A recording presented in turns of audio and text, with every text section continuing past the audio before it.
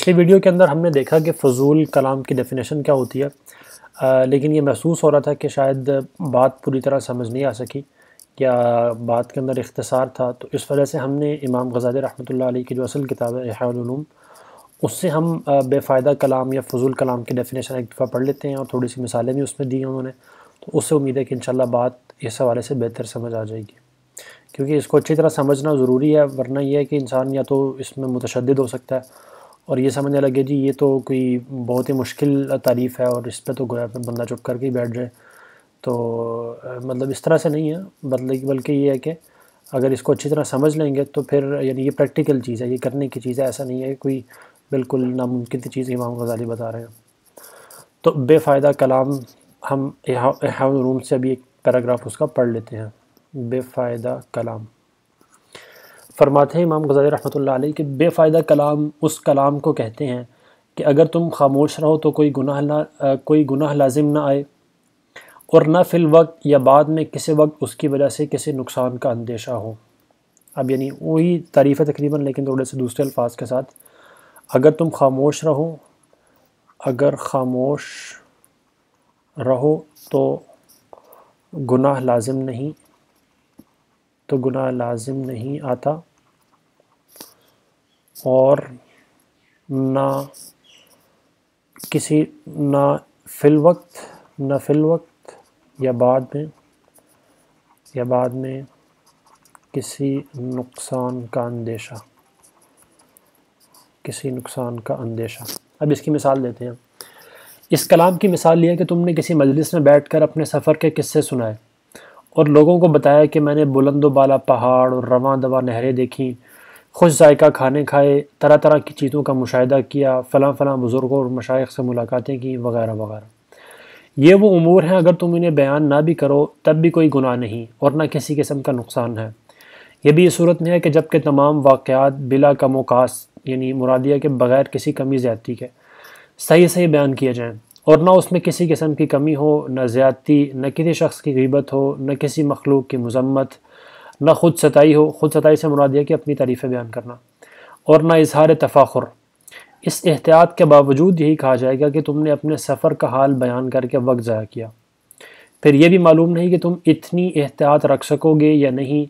یا دانستہ طور پر ان آفات میں سے کسی آفت میں مبتلا ہو جاؤ گے۔ یعنی آفات سے مراد ہے کہ اپنے آپ کو بڑا سمجھنے لگنا یا کوئی جھوٹ بول دینا یا غیبت کر دینا کسی کی، تو اس کے اندر مبتلا ہو جاؤ گے۔ یہی حکم کسی شخص سے غیر ضروری بات پوچھنے کا ہے۔ اس طرح کا سوال کرنا بھی وقت ضائع کرنے کے مترادف ہے، بلکہ سوال میں قباحت زیادہ ہے، کیونکہ سوال کر کے تم نے اپنے مخاطب کو جواب پر مجبور کیا اور اس کا بھی وقت ضائع کیا، اور یہ اس صورت میں ہے جب کہ سوال کرنے میں کوئی آفت نہ ہو، ورنہ اکثر سوالات میں آفت پوشیدہ ہوتی ہے۔ مثلا تم نے کسی سے یہ پوچھا کہ کیا تم روزے سے ہو، اور وہ اس بات میں جواب دے گا تو کہا جائے گا اس نے اپنے جواب سے عبادت کا اظہار کیا، ممکن ہے وہ اس اظہار سے ریا کا شکار ہو جائے۔ اگر ریا کا شکار نہ بھی ہو تب بھی اس کی خفیہ عبادت کھلی عبادت میں بدل گئی، جبکہ چھپ کر عبادت کرنا افضل ہے۔ اگر اس نے نفی میں جواب دیا تو یہ جھوٹ ہوگا، جواب نہ دیا، خاموش رہا تو سوال کرنے والے کی تحقیر لازم آ جائے گی اور اس سے تکلیف ہوگی۔ اب یعنی ایک مثال جیسے پہلے تو دے رہے ہیں کہ اپنے قصے کہانیاں بیان کرنا شروع کر دینا کہ میں نے یہ کارنامے کیے، میں اس جگہ پہ گیا، ایک تو یعنی وہ مثال آ گئی۔ دوسری مثال انہوں نے دی ہے کہ جب جا کے سوال کرنا بھی بعض اوقات بے فائدہ کلام میں ہوتا ہے، اور جیسے سوال کیا جی کیا تم روزے سے ہو، تو اب جو بندہ اگر جواب دے گا کہے گا جی ہاں، تو اس کا مطلب یہ ہے کہ وہ اپنی ایک پوشیدہ اور خفیہ عبادت ہے اس کو تمہارے اوپر ظاہر کر رہا ہے، جبکہ اس کو خفیہ رکھنا بہتر تھا۔ اگر وہ جواب دے گا نہیں تو اس کا مطلب اس نے جھوٹ بول دیا، اور اگر وہ خاموش رہے گا تو اس سے تمہیں برا لگے گا کہ جی میں نے اس سے سوال پوچھا اور اس نے گویا آگے نے جواب نہیں دیا، تو یہ تمہاری اہانت تمہیں لگے گی۔ تو اس طرح سے گویا ہر طرح سے ایک نقصان ہی ہوا اس کے اندر وہ۔ تو یہ دیکھنا چاہیے کہ یعنی سوالات کرتے وقت بھی کہ کیا کوئی فائدہ مند سوال ہے یا نہیں ہے وہ، اور اگر کوئی ایسا ہیلا کیا کہ جواب نہ دینا پڑے تو خواہ خواہ کی ذہنی الجھن ہو جائے گی۔ اس طرح ایک غیر ضروری سوال سے ان 4 آفات میں سے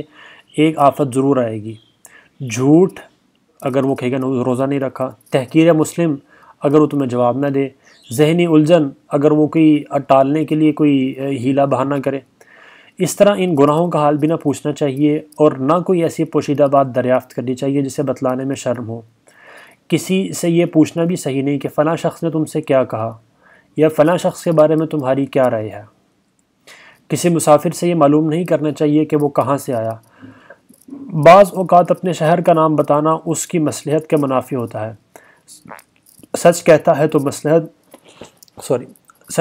مصلحت فوت ہو جاتی ہے، ورنہ جھوٹ بولنا پڑتا ہے۔ اسی طرح کسی عالم سے ایسا مسئلہ دریافت نہ کرو جس کی تمہیں ضرورت نہ ہو۔ اب یہ بھی ایک اہم چیز ہے، جس مسئلے کی ضرورت نہیں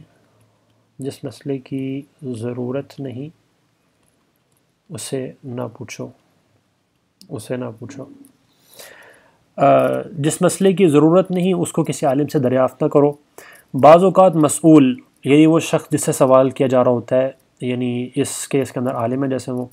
جواب نہ دینے میں اپنی توہین محسوس کرتا ہے۔ یعنی اس کو لگ رہا ہوتا ہے اگر میں یہ کہوں گا کہ جی مجھے جواب نہیں آتا اس کا تو اس کو برا لگتا ہے وہ، اور اس وجہ سے کوئی نہ کوئی جواب اپنی طرف سے گھڑ کے وہ آپ کو دے دے گا وہ، اور علم و بصیرت کے بغیر مسئلہ بتا کر خود بھی گمراہ ہوتا ہے اور تمہیں بھی غلط راستے پر ڈال دیتا ہے۔ غیر مفید کلام میں اس طرح کے سوالات داخل نہیں ہیں کیونکہ ان میں گناہ یا ضرر موجود ہے۔ غیر مفید کلام سے ہمارا مقصد اس مثال سے واضح ہوگا کہ حضرت لقمان علیہ السلام حضرت داؤد علیہ السلام کے پاس گئے۔ وہ اس وقت زرہ بنا رہے تھے، انہوں نے پہلے زرہ نہ دیکھی تھی، اس لیے انہیں لوہے کا لباس دیکھ کر حیرت ہوئی، اور انہوں نے حضرت داؤد علیہ السلام سے اس کے متعلق دریافت کرنے کا ارادہ کیا، لیکن حکمت مانے آئی اور خاموش رہے۔ جب زرہ تیار ہو گئی تو حضرت داؤد علیہ السلام نے اسے پہن کر دیکھا اور فرمایا کہ لڑائی کے لیے زرہ کتنا عمدہ لباس ہے۔